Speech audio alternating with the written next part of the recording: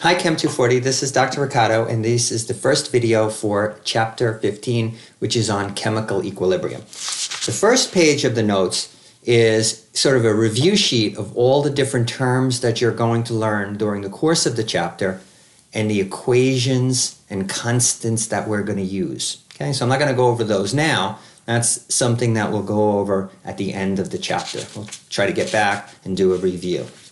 So what I want to start with is what's labeled as page 3 of the notes, which talks about chemical equilibrium.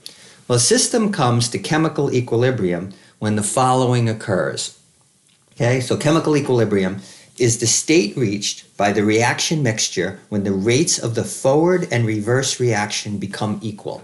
Okay, it's a dynamic equilibrium, so it's not that it's in equilibrium because nothing has happened. It's in equilibrium because two things are happening in opposite direction. Okay, so A is reacting to create B, and B is turning around to react to create A. So very simple chemical reaction. The top reaction represents the forward reaction. It's an arrow pointed to the right. The bottom arrow represents the back reaction, B turning into A. It's an arrow to the left. Anytime we put double arrows, we're trying to represent that the system has already come to equilibrium. Okay? So one way that we could view this is to graph the rate of the chemical reaction, okay, versus time. So here's substance A. It's a reactant. Okay? So it's going to go fastest in the beginning because that's when its concentration in the beaker is the highest. Okay? So let's assume that we're starting originally with just A's in there. Okay? And A's smash into water molecules or other A molecules. They rearrange to create B. So over time, as soon as you put them in the beaker, they start reacting and they start creating B's. Well, as they create B's, an A has to go away.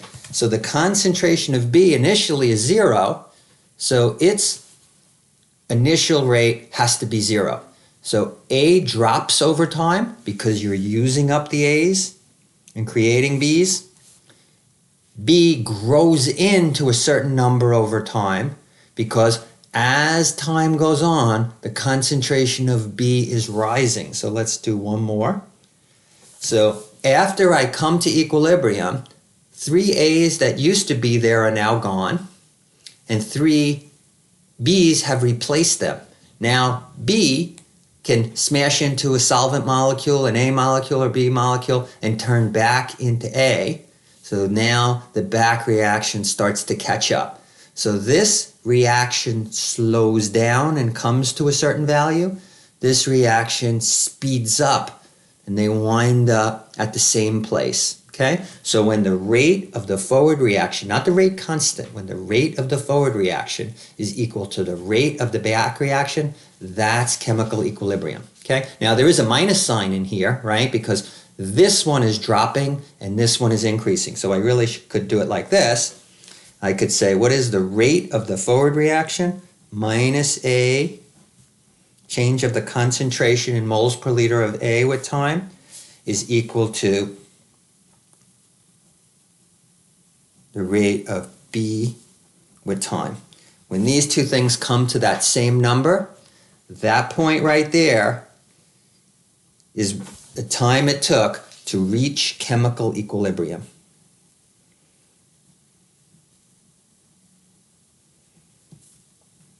Okay? Equilibrium in the chemical reaction. Okay, well, let's take a look at the math. Okay, if we assume that this is first order in both, that this is a very simple reaction, okay? So then the rate of the forward reaction not only can be represented as minus the change of A with time, but we could also just call it rate forward. If I'm telling you it's first order, then A is going to be A to the first power multiplied by KF. What is KF? KF is the rate constant for the forward reaction. So this, nothing new. First order reactions mean, if I tell you it's first order, it means that the rate of the forward reaction is equal to the rate constant times the concentration of any reactants to whatever power have been determined, and I'm telling you it's first order. How about the back reaction? Well, if the back reaction is over, also first order, then the rate of back reaction, which is R for reverse, the rate of the reverse reaction, is equal to the rate constant for the reverse reaction. These are both small k's. Okay, that's important. Okay, times the concentration of the rate constant for the back reaction multiplied by its concentration to the first power. Remember, for the back reaction, we're going from right to left. So I only care about B, right? And rate is always rate constant times concentration of any reactants. Well, if we're going backwards, that's the only reactant. And I'm telling you it's first order. Okay, well, if I'm at chemical equilibrium, right, this special place where the rate of the back reaction has come to be identical to the rate of the forward reaction, at that special place, then the rate of the forward reaction, this is a little f, a little hard to see, right? The rate of the forward reaction is equal to the rate of the back reaction. Okay, so Kf times A from up here is equal to Kr times B. Again, small k's because they're rate constants. Well, do some algebra on this and put the concentration terms on one side and put the rate constants on the other. So let's write it so that we wind up with the rate constant for the forward reaction over the rate constant for the reverse reaction. If we do that, then divide both sides by Kr. Kr comes down here. Divide both sides by bracket A to the first power, and A comes there. Okay? So this special condition when you come to equilibrium, where the rate of the forward reaction is equal to the rate of the back reaction, okay? And you take the rate constants for them, not the rates for them, okay? The rate constants for them, that term is equal to a new constant called the equilibrium constant. So we know for sure that the reaction has come to chemical equilibrium. So when I've come to chemical equilibrium, the rate of the forward reaction is equal to the back reaction. Do the algebra, get the K's on one side and the concentration of the reactants and products on the other side, and you'll always get Kf over Kr is equal to the concentration of the product divided by the concentration of the reactant. So this special situation, when you come to chemical equilibrium, is given a name. The ratio of the rate constant for the forward reaction divided by the rate constant for the back reaction in the chemical equilibrium is called the equilibrium constant. Rate constants are lowercase k, equilibrium constant are capital case A.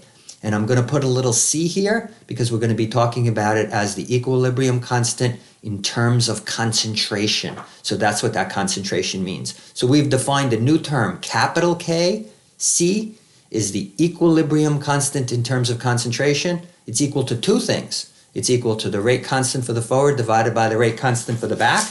But more importantly, Kc, right? And I always think of Kc in the Sunshine Band. Kc is equal to the concentration of B over A. So for our equilibrium, in this one case,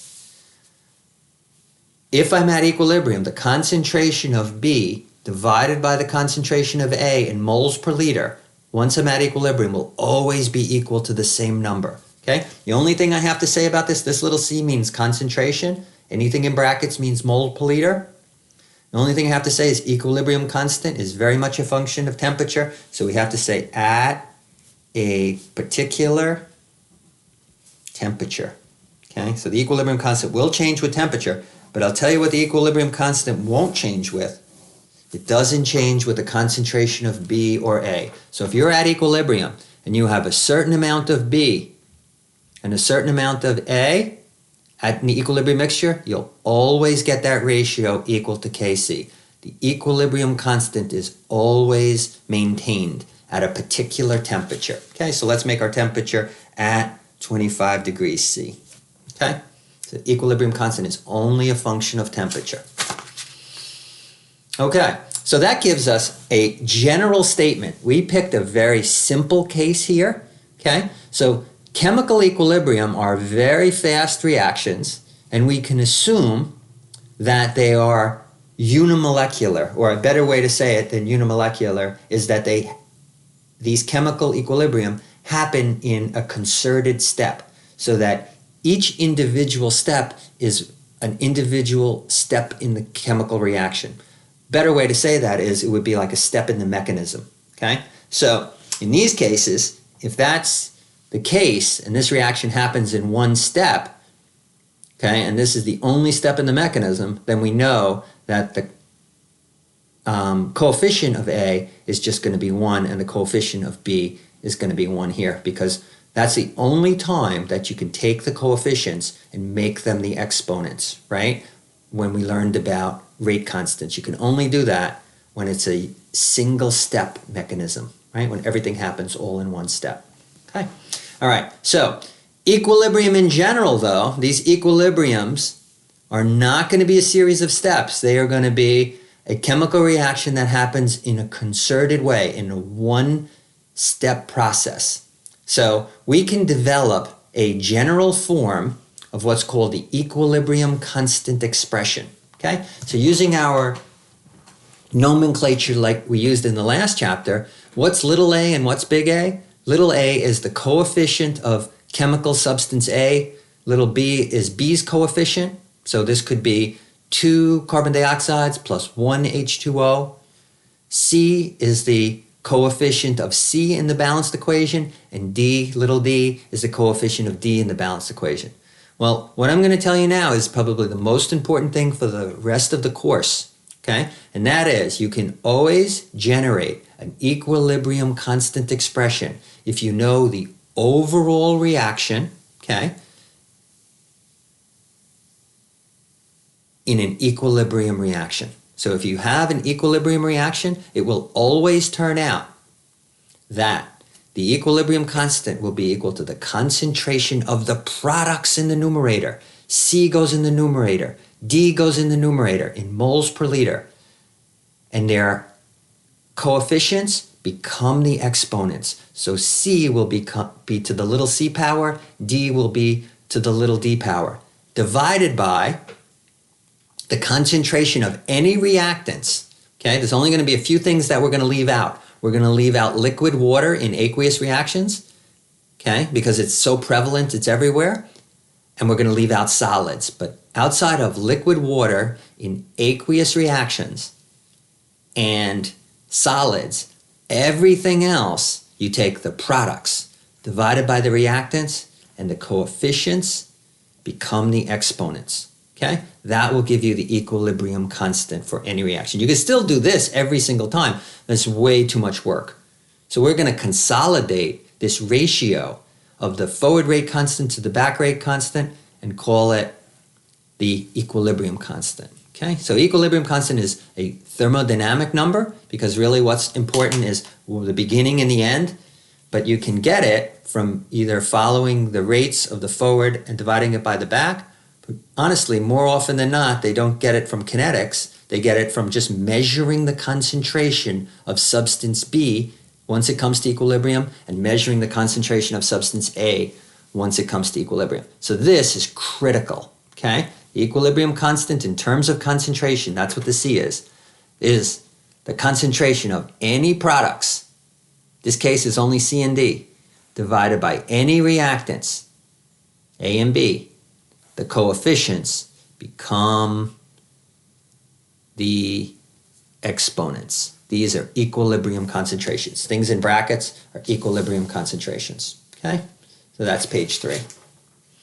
Okay, here's a bunch of examples. A fancy term for this idea of developing the equilibrium constant expression is called the law of mass action. So I'll read it to you first, and then we'll look at some real examples. But it's nothing that I haven't already told you in the last page of the notes. So the law of mass action says the following. The values of the equilibrium constant expression, Kc, are constant for a particular reaction at a given temperature, whenever equilibrium concentrations are substituted. Okay, so Kc is a constant for this situation. I have a chemical equilibrium happening in the gas phase. Okay, So consider I have a 1 liter vessel and the following is true. I put carbon monoxide and hydrogen in, right? I only need to put the reactants in to start with, okay? Or, honestly, I could put methane and water. It'll still come to equilibrium, okay? Either way, as long as I have either these two, or any 3 or 4, it'll come to equilibrium. What I can't have is just one of them. Because if I have just carbon monoxide, how can carbon monoxide react if there's no hydrogen? If I had just methane, how could it react if there's no water? But if I have either these two, or any 3 out of 4, it'll eventually come to equilibrium, okay? Which direction it approaches equilibrium we'll talk about later. That depends on the initial concentrations. Once this thing comes to equilibrium, at a certain temperature, Kc is going to be a constant, okay? And Kc will be a constant, and it will describe to you the concentration of any of the reactants to the any of the products. The products always go in the numerator. The products divided by the reactants, where the coefficients become the exponents. Notice, the hydrogen has a 3 because there was a 3 as its coefficient. All the other terms are to the first power, so I didn't write anything. But not writing anything means something is to the first power. Why? Because they're all to the first power here. First power, first power, first power, third power. So, how do you write the equilibrium constant expression? It's so simple. Products divided by reactants, coefficients become the exponents. Okay? Leave, you'll see it in a minute, leave liquid water out. This is not liquid water, okay? This is gaseous water. Leave liquid water out when you have an aqueous reaction because it's everywhere. Concentration hardly changes. And leave out solids because their concentration, they're in such a condensed phase that their concentration doesn't change either. Okay? Everything else, products over reactants, coefficients become the exponents. Here's another one. This is a very famous reaction. This is called the Born-Haber cycle. You can take nitrogen gas, react it with hydrogen gas to make ammonia gas. If I write it this way, Kc, I put a little prime on here for some reason, okay? So this Kc written this way is going to be the ammonia squared divided by the nitrogen to the first power times the hydrogen to the third power. Can you see why? Coefficients become the exponents. So you were not allowed to do this in last chapter, right? We had to go through a series of experiments to determine what the exponents were for rate constants, right? To do the rate law. But to do the laws of mass action, it's perfectly okay to just take these. Why? Because equilibrium expressions happen in one step. This is a concerted reaction. Okay, here's the next one. Instead of looking at it with everything here to the first, let's take a look at it where I said I have a half a mole of nitrogen that reacts with 3/2 a mole of hydrogen to create 1 mole of ammonia. So in this case, my equilibrium constant was to develop 2 moles per liter of ammonia. Here it's to develop 1. Okay? So let's forget that one for a second.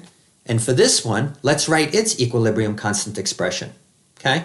Kc is the concentration of substances, the products, to whatever their coefficients are. So this guy's to the first, divided by the reactants to their coefficients. This guy is to the 1/2 power. Something raised to the 1/2 power, guys, is the square root of that number. Okay? This guy is to the 3/2 power. That's the 1.5 power. Okay? So to the 1/2 power and to the 3/2 power. Okay? All right. Let's take a look at the relationship between these two rate constants. What is the second one with respect to the first one? Okay? Well, they're going to be different numbers because they're going to have different things go into them. But there is a relationship. Look, here, this one is to the first power. Here, this one is to the second power. So that's squared. Here, this one is to the 1/2 power when that's to the first power. Well, 1/2 power times 2 gives you the first power, just like you see it over here. And here this is to the third power when this is to the 3/2 power. Well, what's the relationship from here to here? From here to here is squared, right? Because 3/2 squared, the 2's cancel out, you get something to the third power. So the relationship between the first version of this and the second version, so looking at it like this versus looking at it like this, is the second one, okay, squared gives you the first one. Okay, so let's look what happened. When I doubled everything here, right? Go from here, let's go up, okay? From here to here, let's double everything. Now, you know in chemical reactions, whatever you do here, right? Whatever you do the first one, just like in the mathematical equation, you got to do the same thing across the board. So as long as I'm consistent, I'm going to double everything. So double this term, okay? Double this term, double this term. So when I double the reaction, okay, what's the effect on the constant? It's a squaring effect. Isn't that interesting? Okay, so what I do over here, so if I would triple the reaction, I wouldn't triple the rate constant, I would get the rate constant to the third power. So what we see is when you multiply the equation by 2, you square the equilibrium constant expression. So for instance, if Kc double bar was equal to Kc double bar, this one here, was equal to 10, this one written like this would be equal to 100. It would be 100 times bigger. And you'd see, if you put in those same equilibrium concentrations, you'd get the same number. You'd get 10 for here, and you'd get 100 for here if you put the same numbers and did the same things. Okay, so you can try that on your own. Good, that's page 4. All right, let's take a look at a particular example and start doing some problem solving, okay? So, let me get a piece of scrap paper to work on. Okay, so let's say you get a chemical question like this. Example of determining the equilibrium constant from equilibrium concentrations. Okay, so my chemical reaction is carbon monoxide plus 3 hydrogens are going to make methane and water. So this is a way of taking carbon monoxide, which is a byproduct of a lot of industrial processes, reacting it with hydrogen to get a very stable, important gas called methane. So this is synthesizing methane from carbon monoxide and hydrogen. Some people call it a syngas. Okay? Well, if I have a 1 liter vessel and I initially only put the 2 reactants in, remember, it's a free country, right? I could put all 4 in and it'll come to equilibrium eventually. I could put 3 out of 4 and it'll come to equilibrium. Or I could just put these 2 and it'll come to equilibrium. Okay? How would it come to equilibrium if I put these 2? Because first the back reaction would take off, create some of these, and now there'd be enough of that around for these guys to react, and eventually I'd wind up with an equilibrium mixture. But I'm not going to start with that. I'm going to start with just these 2. So I'm a scientist. I get to choose the size of everything, how much I put in. So I decide I'm going to have a 1 liter vessel. So this vessel, I made it round, is exactly 1 liter. Okay?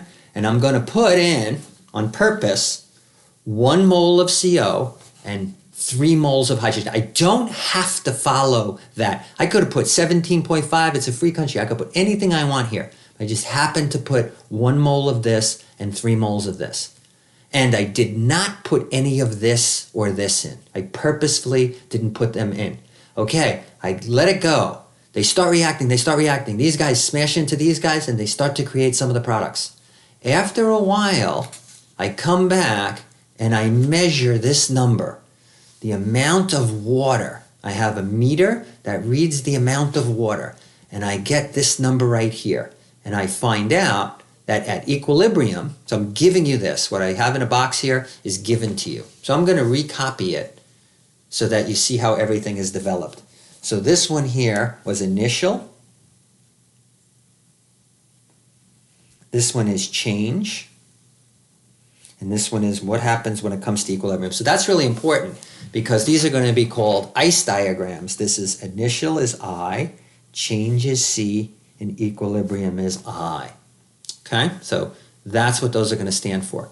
So initially, what did we put in? We put 1 mole of this in, and we put 3 moles of this. Now, the concentrations, guys, because usually we're going to be doing these tables in concentrations, turn out to be the same exact number because we have exactly a 1 liter flask. So 1 divided by 1 gives you 1, 3 divided by 1 gives you 3.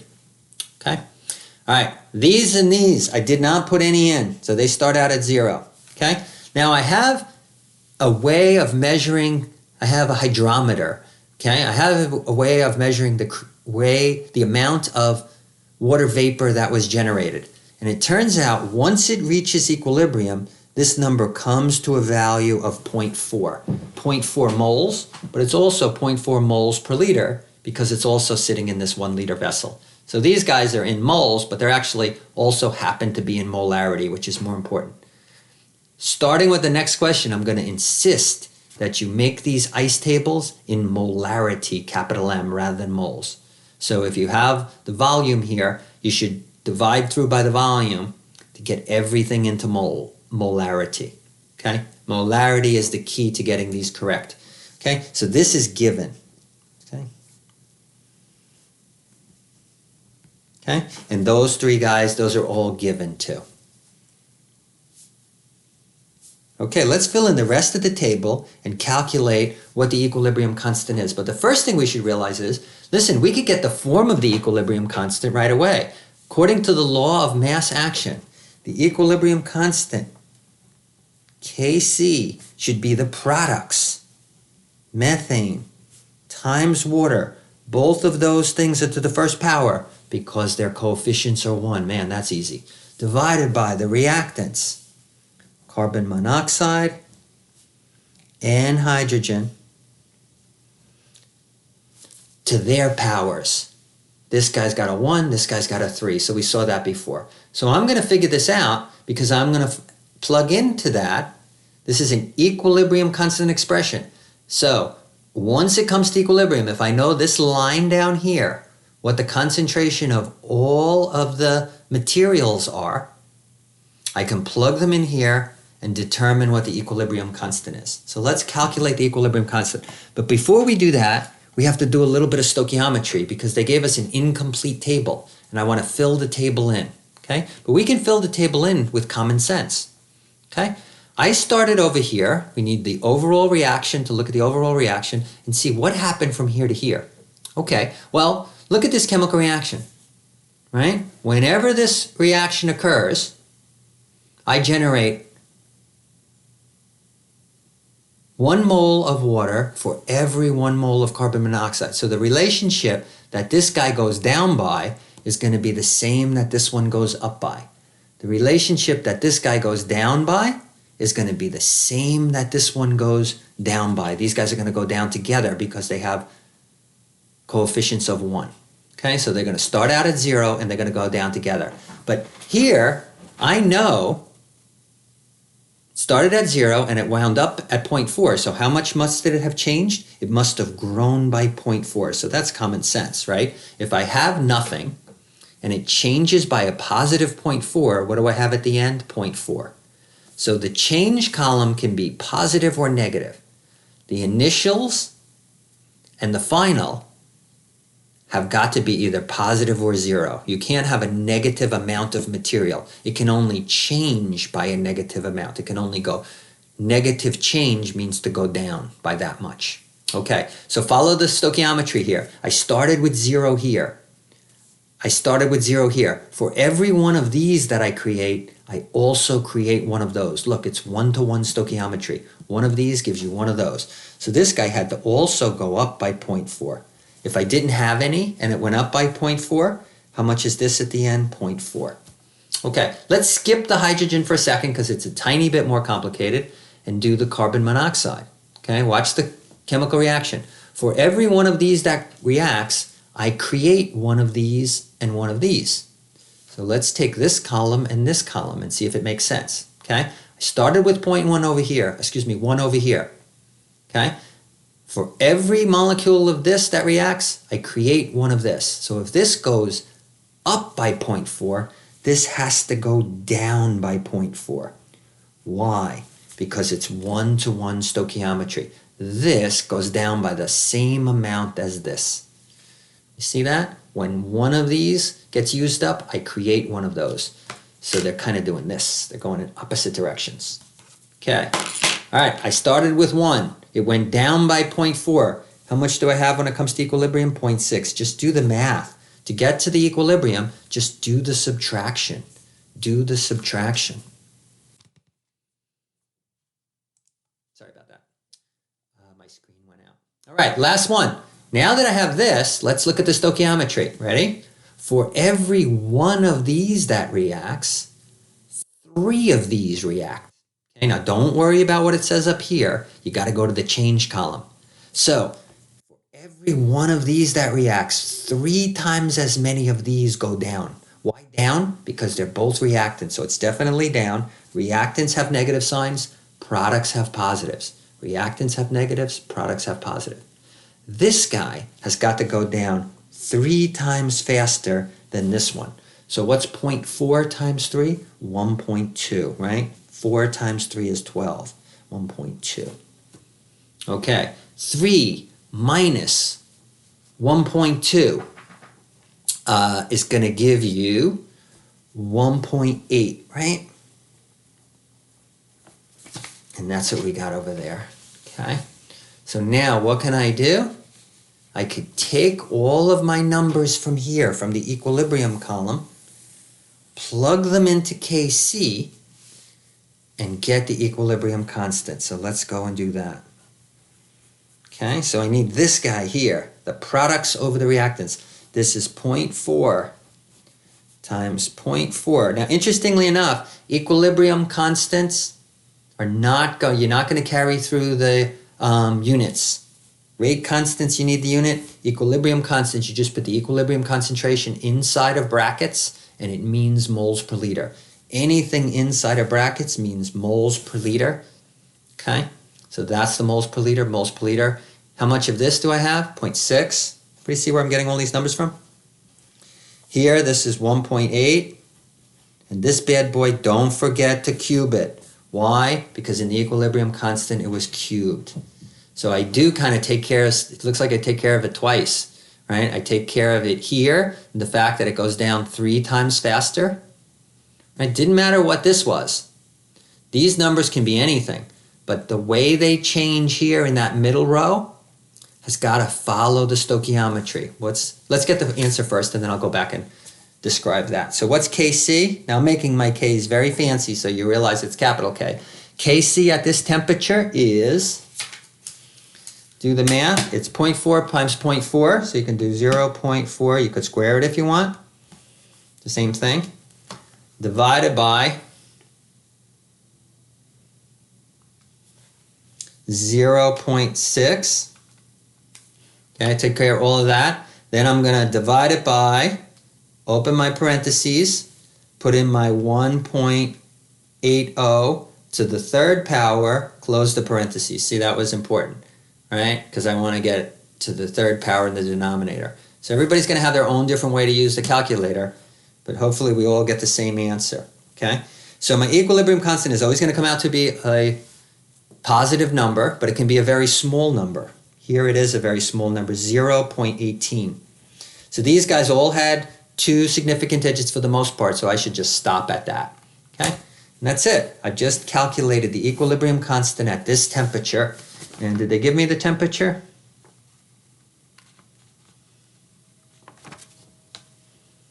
Nope. Let me just make sure I got it right. I'm going to try it again because on my sheet here, I got a slightly different answer. I have all this, the right numbers, 0.4, 0.4, 0.6. So let's try it again, make sure I get the right answer. Okay, so 0.4 times 0.4, 0.016 divided by 0.6 equals, I got that answer, divided by, try it again, 1.8, right, which is what I have over here, good. to the third power. Close the parentheses. That should work. I don't know what I did wrong last time. Sorry, this time I got 0.00457. So that would be 0.0046, right? Just two significant digits, okay? And that's what I have over here, 0.046, which is 4.6 times 10 to the minus second, right? Same thing, move the decimal place over twice, okay? The equilibrium constant is only a function of temperature. So at that temperature, that's the equilibrium constant. There's an infinite number of ways to get to this number, but I will always get to this number. I would have gotten to this number if I started out with 20 moles of this and 2 moles of this, and 0 and 0. Anything you put in, you could start with 1 mole of this, 1 mole of this, 1 mole of this, and 1 mole of this. They're going to rearrange so that Kc always gives you that. Equilibrium constant is only a function of temperature. You can't mess it up. Can't get it to stray from this number just by, even if I put 1,000,000 pounds of this in, and a little bit of this, and none of this, and none of this, it's still going to come to this number. Amazing, okay? So what's constant is this ratio, okay, where you take into account the 3 there. Good? All right, so that was an example of calculating the equilibrium constant given a table, okay? And that is page 5. Okay. Okay, let's look at a different example. Okay, so this is example 2. Let me see if I put the light on, if that helps a little bit. The light was on. All right, let's leave the light on. Let me turn this other light in my background.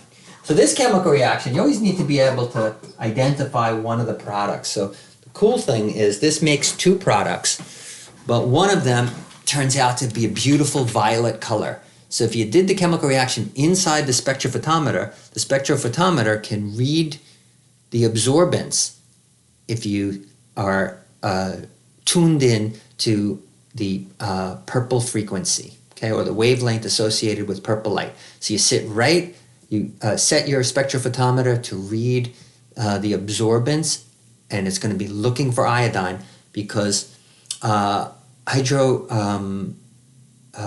hydroiodic acid or hydrogen iodide in the gas phase, you could say it either way, reacts to make hydrogen and iodine. Okay, so this is a decomposition reaction. The HI single bonds are going to break to make hydrogen and iodine. Okay, now since they're telling you it's an equilibrium reaction, you know that one thing is going to be true, right? For this reaction, before you do anything else, you can say that the equilibrium constant, capital Kc, is the products, concentration of any of the products, divided by the concentration of any of the reactants, and the coefficients become their powers. So that's a true statement. So as long as I don't change the temperature, this relationship will always hold. So that's the first fact, right? Equilibrium means that you have an equilibrium constant. Okay, so let's read the question. When 4.0, okay, you guys can't see the 0 so well, when 4 moles of HI are placed in a 5-liter vessel at 458 degrees C, the equilibrium mixture was found to contain 0.442 moles of iodine. What is the value of Kc for this decomposition? Okay, all right, so let me see how I did it over here. But it's probably better if I just, well, you know, we should be okay, all right? So the first thing I need to do is I need to calculate the original concentrations of any of the reactants and products that are given, okay? So the only thing that was given is they're telling us I had 4 moles of HI, okay, initially. So the way I'm going to show the world that I'm talking about the initial quantity of something is I'm going to put it in brackets, okay, or parentheses, and put a little zero. So this is initial concentration. I don't want to confuse it with equilibrium concentration, which is we're reserving for brackets, right? So brackets versus parentheses. So this is initial concentration, okay? But if it's a concentration, I don't want just the moles. I need to know how big the box is. So I need the moles per liter. So the original concentration of HI is 4 moles in 5 liters. That gives you 0.8 molar, okay? You always want to do your data tables in moles per liter, okay? It's only going to be valid in moles per liter. So make your ICE tables where you measure the initial amount, the change, and the equilibrium amount in moles per liter. Molarity, molarity, molarity all day long. Okay, the only other piece of information they gave us is to tell you how much of this you started with, and as long as you have some of this, they're going to smash into each other to make this and this. So you don't need any of that to start with, right? Now, if I would have just started with hydrogen, it can't go. If I would have just started with iodine, it can't go. See that? Because how can this react? There's no H's to react with. I could, though, start with just those two, right? Those two, that and that. It would start out going to the right, make some hydrogen, and then that hydrogen that just formed can react with iodine to make some HI. So that would be okay. Or I could start out with these two and it would go. See that? If this was a 0 over here and I didn't have any, which way would it go? It would have to start out to the right. I'd make a little bit of I minus, and that I minus then could turn around react with H2 to go backwards. So it wouldn't start going backwards right away, but within a few seconds, you'd have enough I minus for the back reaction to creep up on the forward reaction. In the beginning, the forward reaction is going to win like crazy, and then they're going to come to equilibrium. Remember that graph. One's going down and one's going up. Okay. They told me, because my spectrophotometer can read the amount of I2, I started with 0, but in the end, I was able to determine that there was 0.442 moles of I2. Well, it's still sitting in the same size box. It's a 5-liter box. So I take my 0.442 moles, divide by 5 liters, and this gives me my equilibrium concentration of I2. See the difference? This one is in brackets because they said the equilibrium mixture was found to contain 0.442 moles. So 442 divided by 5 gives me 0.80. Okay, let's do our ICE table. Let me cover up the answers first, and then we'll fill them in. So I know that, right? And I also know, I just figured out, that at equilibrium, here's my ICE, ICE, at equilibrium, how much of this do I have? 0.088. I know that. All right, so I need to get the rest of the table. Okay, so how am I going to do that? Well, I can do that because I have the stoichiometry here. Let me make this a little smaller, and let's fill them in. Okay, all right. I know it has to start out and go to the right to reach equilibrium. So that means these guys are going down and these guys are going up. Of course, because these are zeros. Zeros can't react with each other.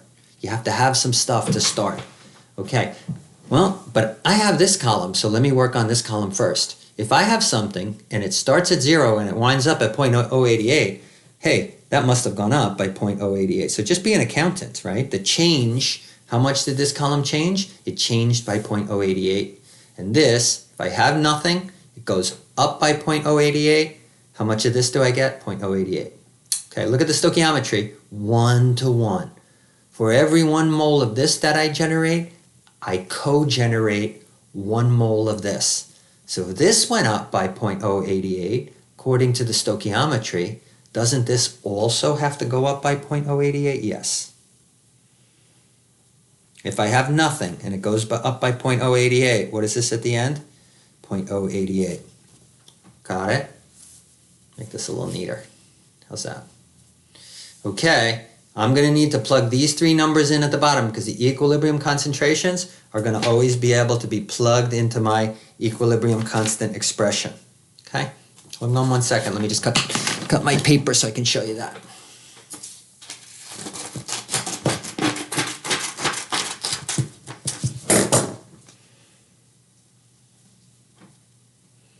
Good.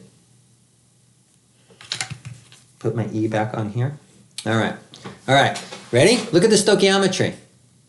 For every one of these that reacted, that was created, 2 of these reacted. So this is going down twice as fast as this is growing in. So this is going down, but it's not going down by 0.088. It's going to go down by double that. Where do I get that from? 2 to 1. Twice as much of this one compared with this one. So 0.88 times 2 gives me 0.176. This is just twice that value. Why the negative sign? It's a reactant. Okay, I have 0.8. 0.176 gets depleted. How much do I have at the end? 0.8 minus 0.176. 0.8 minus 0.176. 0.624. These 3 numbers, I'm going to plug into my equilibrium constant expression, which is right here. Let's put them in. This one goes here, this one goes here, this one goes here, and square it. I'll get my Kc that way. Okay? That's exactly what I do. Right here, I just showed it with a 2 times that, which was my 1.176 that I showed you on the other sheet. That's the 0.176. Everybody see where that comes from? So these get plugged into here. This one goes down here. This one goes here. This one goes here. Don't forget to square that denominator. Okay, so what is Kc? At the temperature that they told us the problem was at. Right? This temperature, 458 degrees C. Kc works out to be 0.021. Okay, no units needed on the equilibrium constant. So what were we doing? Calculating the equilibrium constant from experimental data. Okay, they gave us a couple of initial values, in this case just one initial value, and one equilibrium value, and I had to fill everything else in. Okay, what was I saying over here? This change line always follows the stoichiometry. 2 to 1 to 1, right? This can be anything up here. These are random numbers down here. You could have started with 40,211, any numbers. But this, how it adjusts, has to adjust stoichiometrically. If it's going from getting to equilibrium from left to right because you have zeros here, even if you had just 1 0, then this is going to go down by twice as much as this is going to grow in or this is going to grow in. That change line has got to follow the stoichiometry. 1 to 1 to 2, 1 to 1 to 2. Good. Okay, that's the 6th page of the notes. Okay, there is something called the equilibrium constant in terms of pressure. Same idea. Instead of Kc, we're going to call it Kp, capital Kp, okay, because it's an equilibrium constant. Small k's are rate constants, big K's are equilibrium constants. Well, the theory is identical, but instead of using concentrations, I'm going to use the partial pressures. So this is going to be used not so much for things in solution, but for things in the gas phase. So let's take our same reaction again. Carbon monoxide reacts with 3 units of hydrogen to make methane and water. If this is an equilibrium reaction, what's the equilibrium constant in terms of concentration? Same idea. It's the concentration of the products in the numerator to whatever their coefficient is. But instead of concentration in moles per liter, I do the partial pressure of that reactant, methane, times the partial pressure of water vapor, right? This is all in the gas phase. So this partial pressure for that guy, this partial pressure for that guy, divided by the partial pressures of the reactants to their coefficients. That's where the 3 comes from. Partial pressure of carbon monoxide is to the first power because of that 1. Partial pressure of hydrogen is to the third power. Look how similar that looks to Kc, right? We did Kc earlier.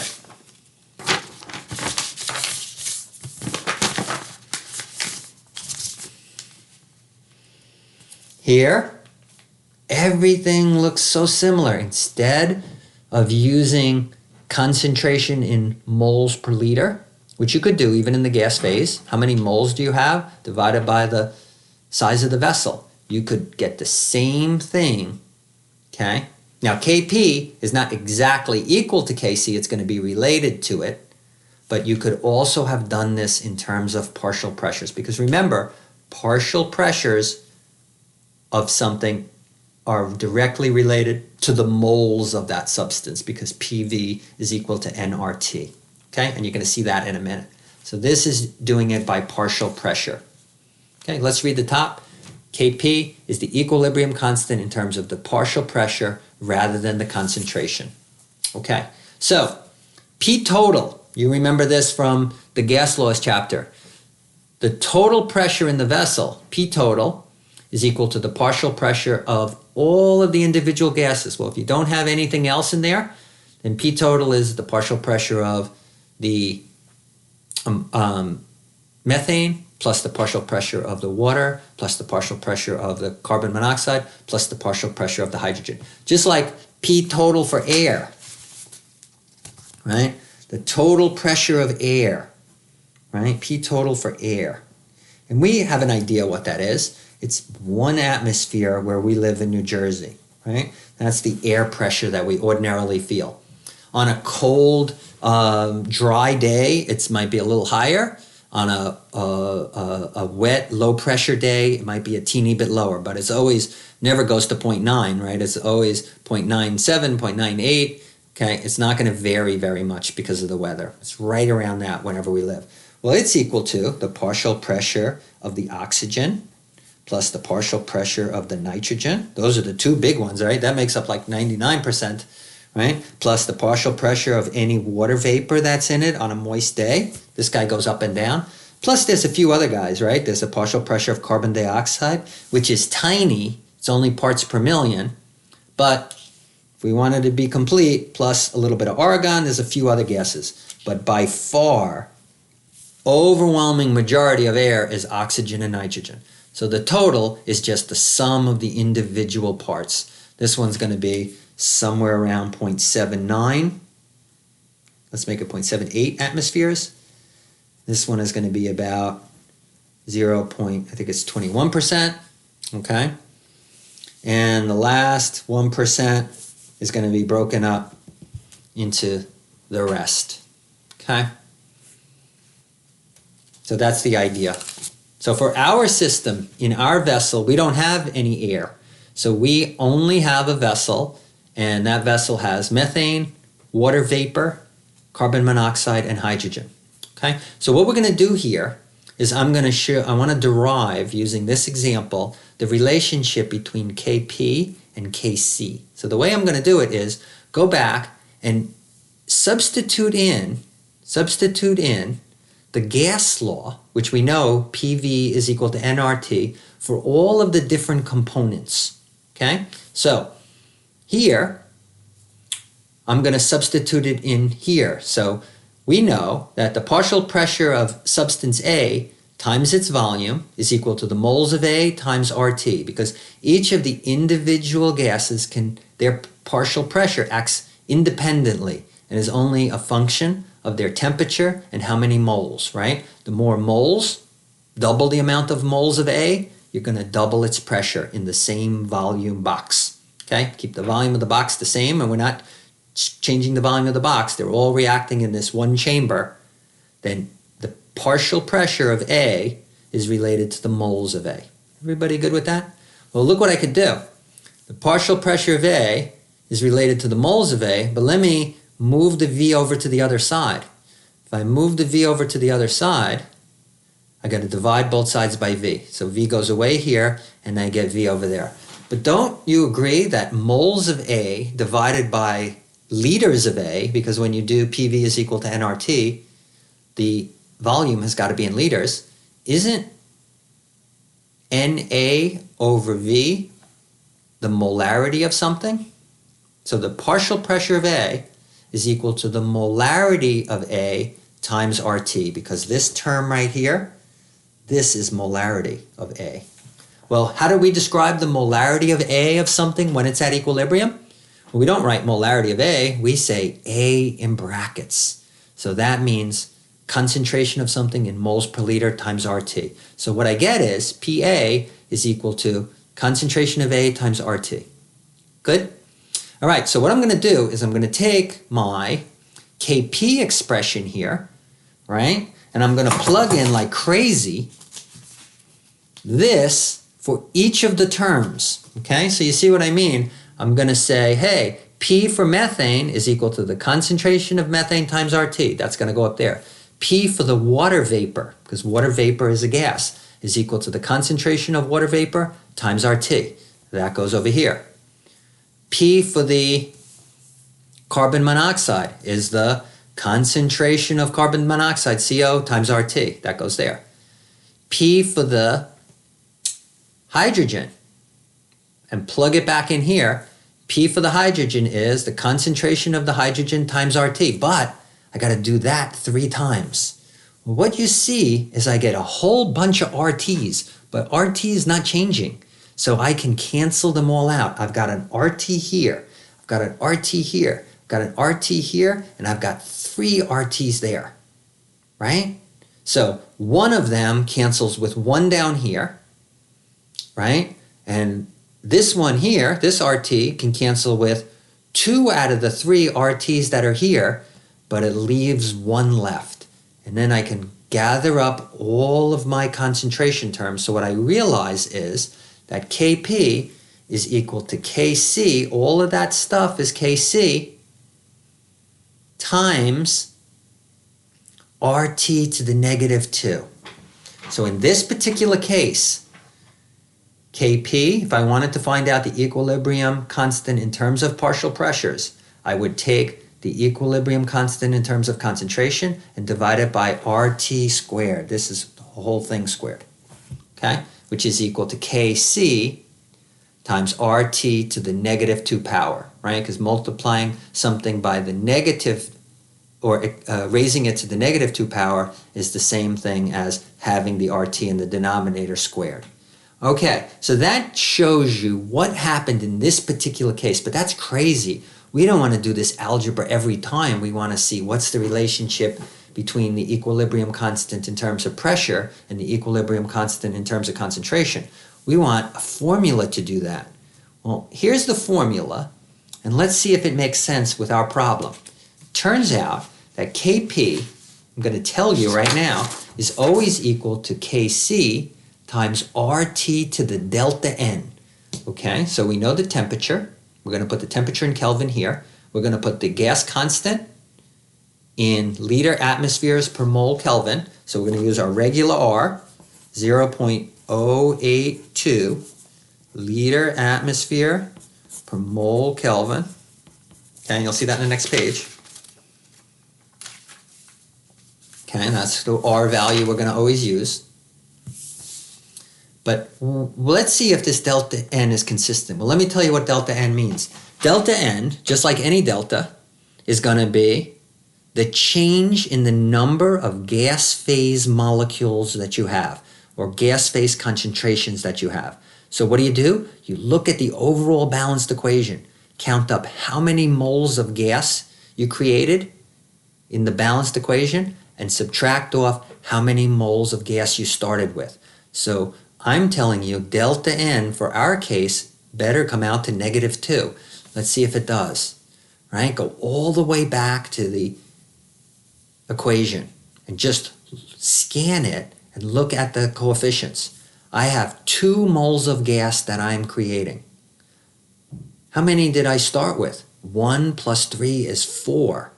So my delta N here would be 2 1 plus 1 is 2, minus 4, 1 plus 3 is 4.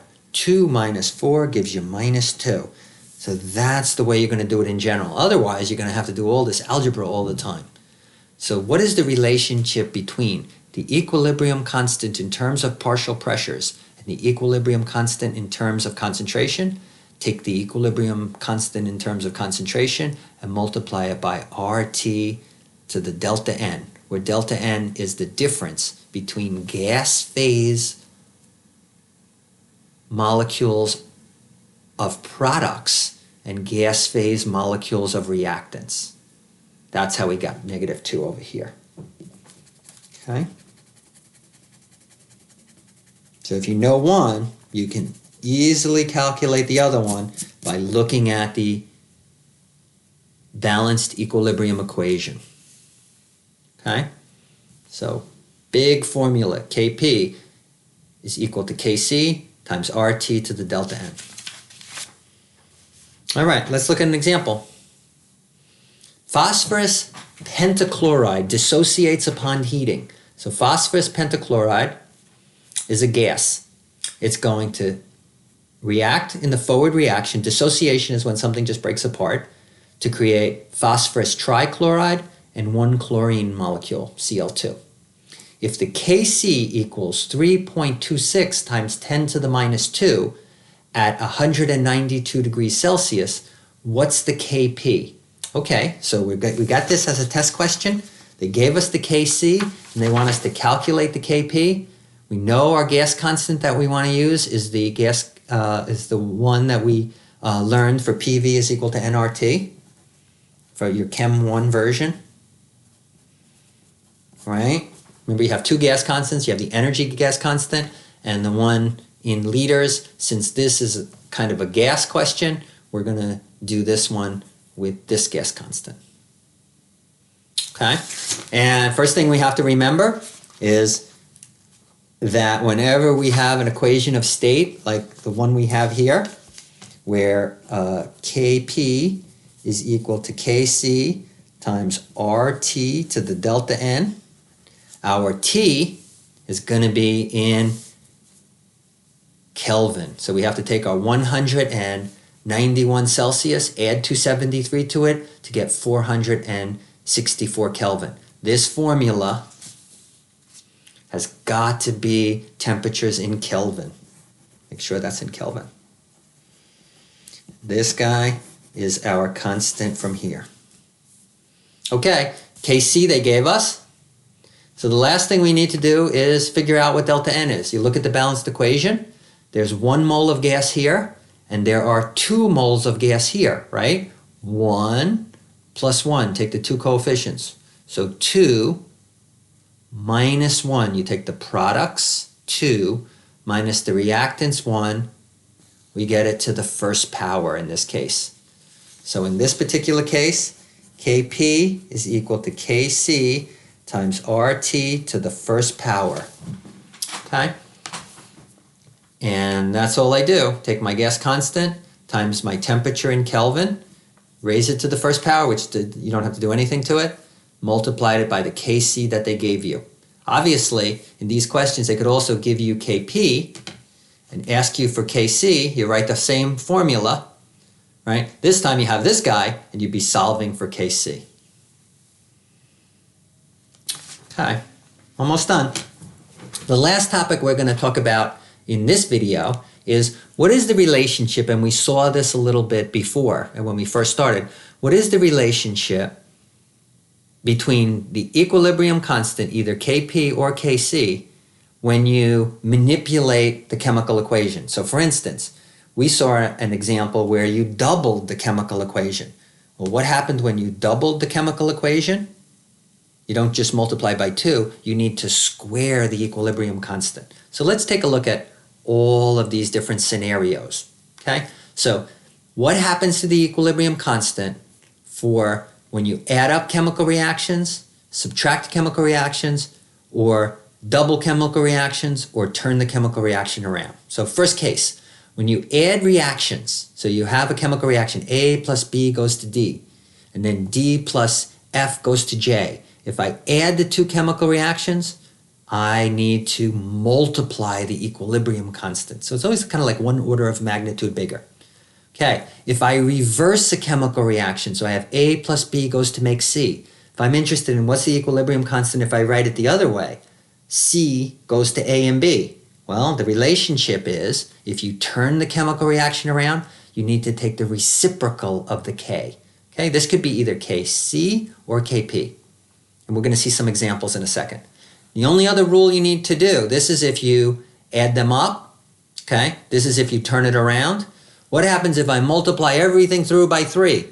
Then I have to raise my K to the third power. So multiply the reaction by N, and the example I just said was 3. You need to take K to the nth power. So here, multiplying equations, adding up chemical equations, you multiply the rate constants. Turn a reaction around, you need to take the reciprocal.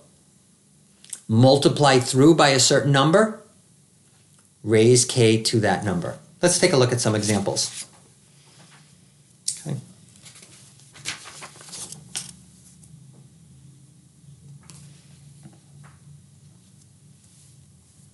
Here's some fictitious reactions that we're going to play around with.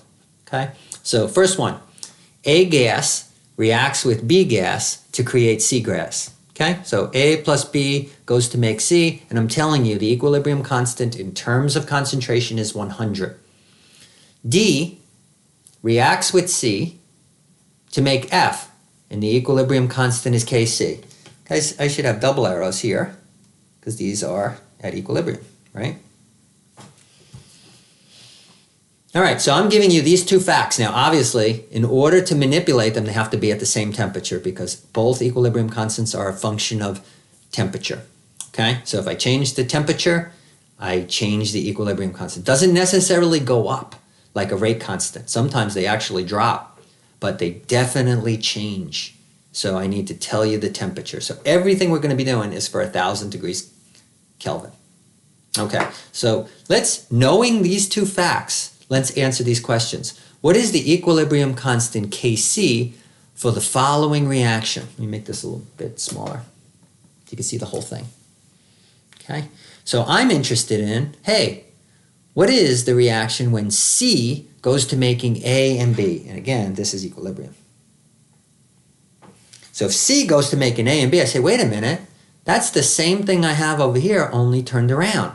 Nothing else happened to it, but it got turned around. I'm going to make a nicer one. It wasn't so good.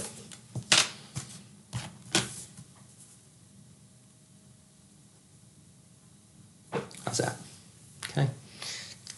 And here, to make a back one. Here, I should make a back one.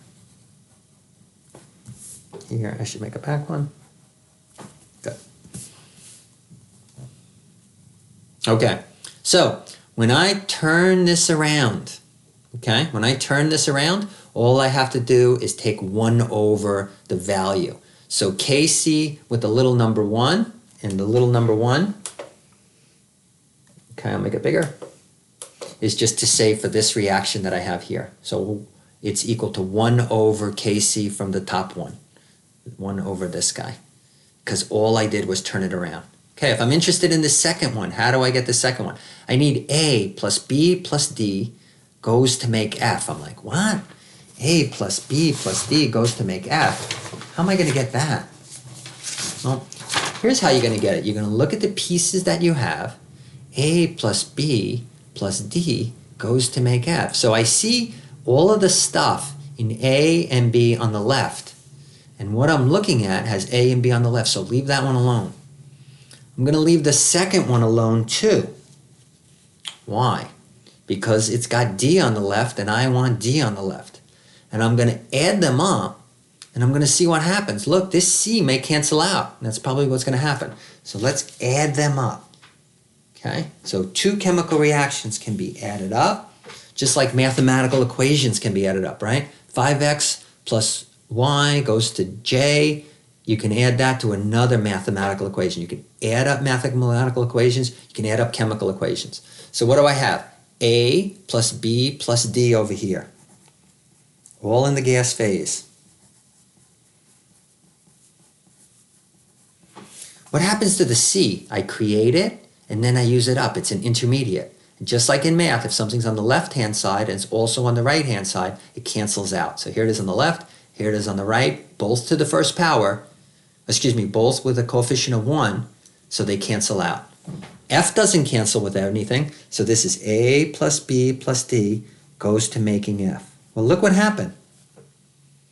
When I added the chemical reactions, I got the one that they asked me about in the question. Here's the question.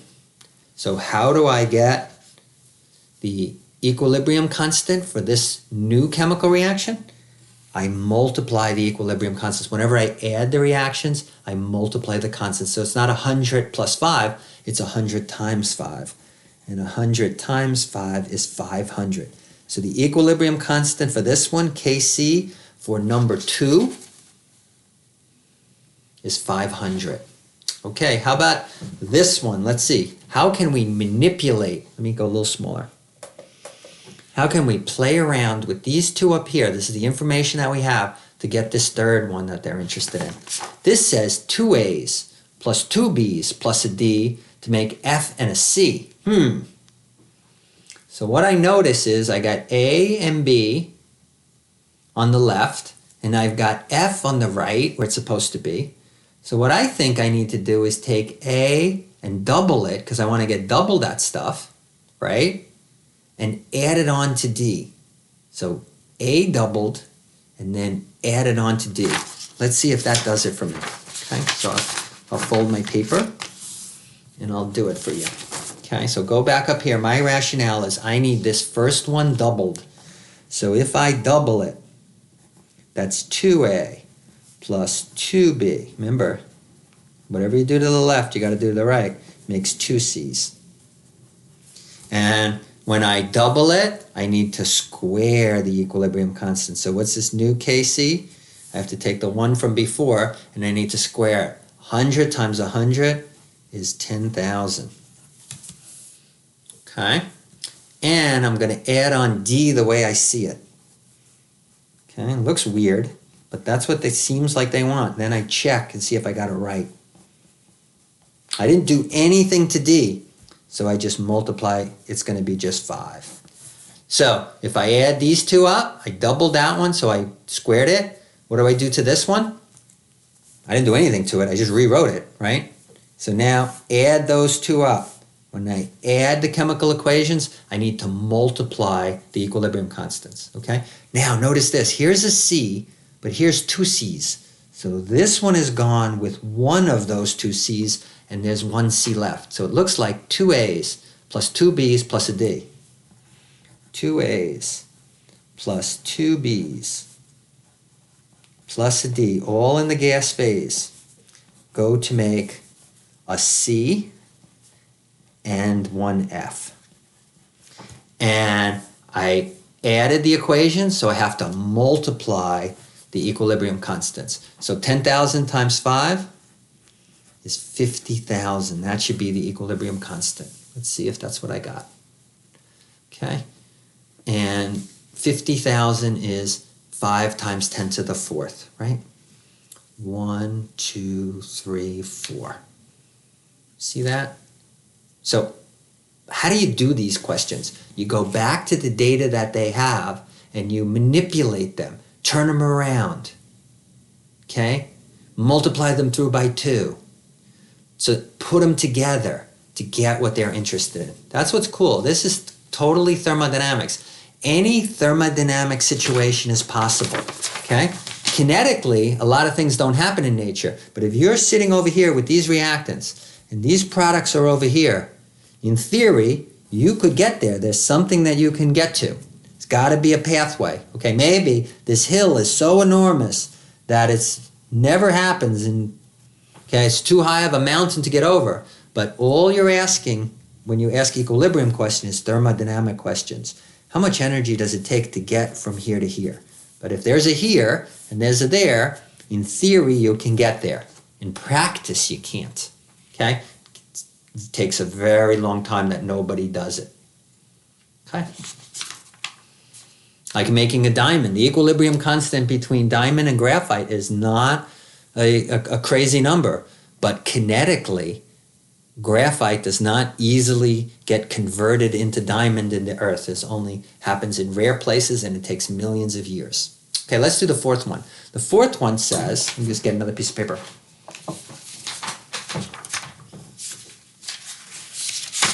Okay, and that's going to be my last one for today. It's just going to finish up this page. The fourth one says, how do I get the equilibrium constant for A plus B plus F to make two D's and two C's and a D? Now I go back to my original.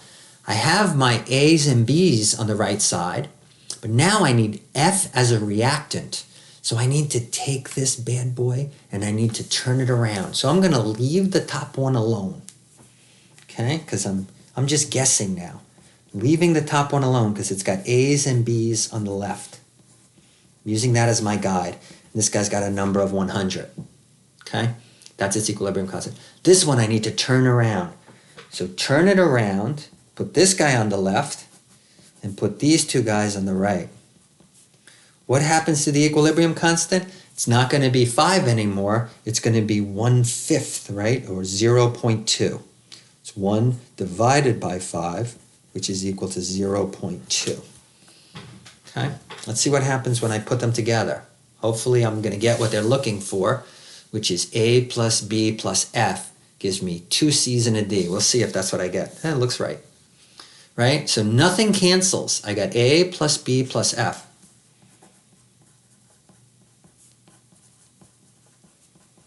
Don't be lazy. Write the gas thing down every time, right? You want to know what phase stuff is in.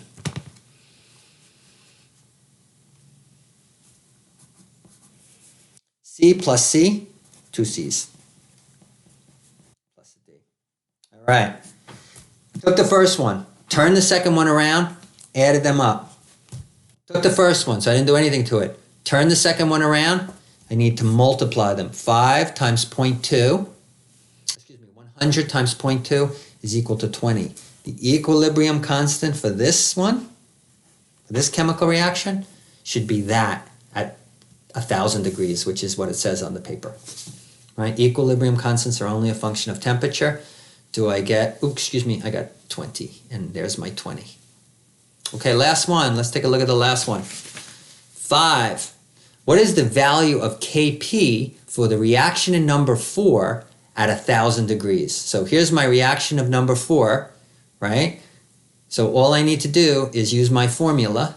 Kp is equal to Kc times RT to the delta N. Okay, so we need to figure out delta N.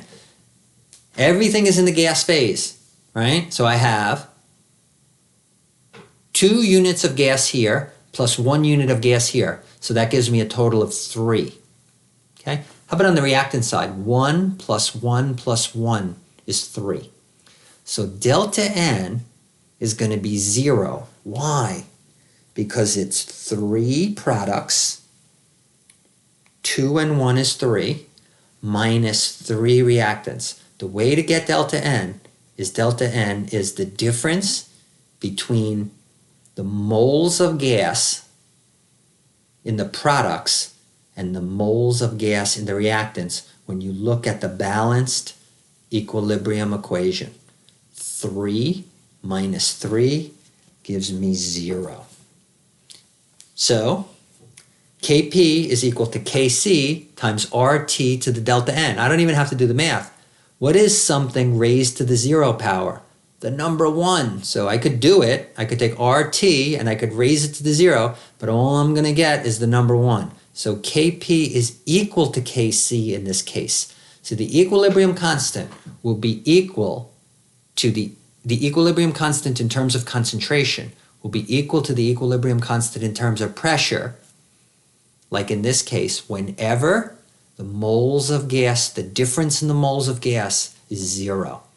Okay, so whenever delta N comes out to be 0, don't do any math. Kc is exactly the same as Kp. Kc is equal to Kp whenever delta N is 0. Okay, so you didn't even have to do any extra math.